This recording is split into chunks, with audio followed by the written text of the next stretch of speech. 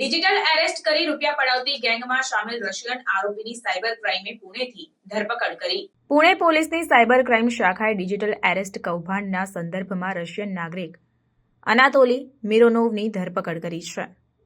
મિરોનોવ જે પ્રવાસી વિઝા પર ભારત આવ્યો હતો, કથિત રીતે એક ગેંગમાં સામેલ હતો, જે કસ્ટમ અથવા પોલીસ અધિકારી તરીકે ઓળખ આપી લોકોને ધમકાવીને પૈસા પડાવતો હતો। આ કૌભાંડમાં ભોગ બનનારને ખોટા આરોપો સાથે ધમકાવીને અને ધરપકડથી બચવા માટે પૈસા માંગવામાં આવતા હતા। આવા જ એક ભોગ બનનાર ગુજરાતના એક વેપારી પાસેથી ₹17 લાખ પડાવ્યા હતા। ભોગ બનનારને જણાવવામાં આવ્યું હતું કે કસ્ટમ અધિકારીઓએ તેના નામે આવેલા પાર્સલમાં ખોટા પાસપોર્ટ, એટીએમ કાર્ડ અને ડ્રગ્સ જપ્ત કર્યા છે। દબાણ હેઠળ તેને સ્કેમર્સ દ્વારા આપવામાં આવેલા ખાતામાં પૈસા ટ્રાન્સફર કર્યા। મિનોરોવ ગેંગ માટે ગેટકીપર તરીકે કામ કરતો હતો, જે કથિત રીતે ચીની નાગરિક દ્વારા ચલાવવામાં આવતી હતી। તેની ભૂમિકા પડાવેલા નાણાંને વિવિધ ખાતાઓમાં ટ્રાન્સફર કરવી અને તેમના કેટલાકને ક્રિપ્ટોકરન્સીમાં રૂપાંતરિત કરવી હતી।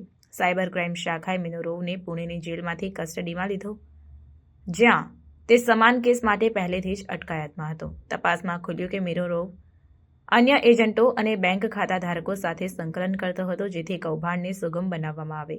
પોલીસ ગેંગના અન્ય સભ્યોને પકડવા માટે અને ચોરાયેલા નાણાં પાછા મેળવવા માટે તેમના પ્રયાસ ચાલુ રાખી રહી છે।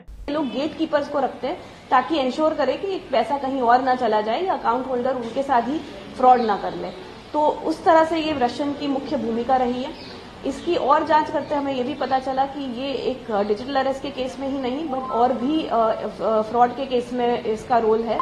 जैसे कि एक पुणे पुलिस ने इन्वेस्टमेंट फ्रॉड का केस हुआ था, उसमें भी ये रशियन आरोपी के तौर पे आया है।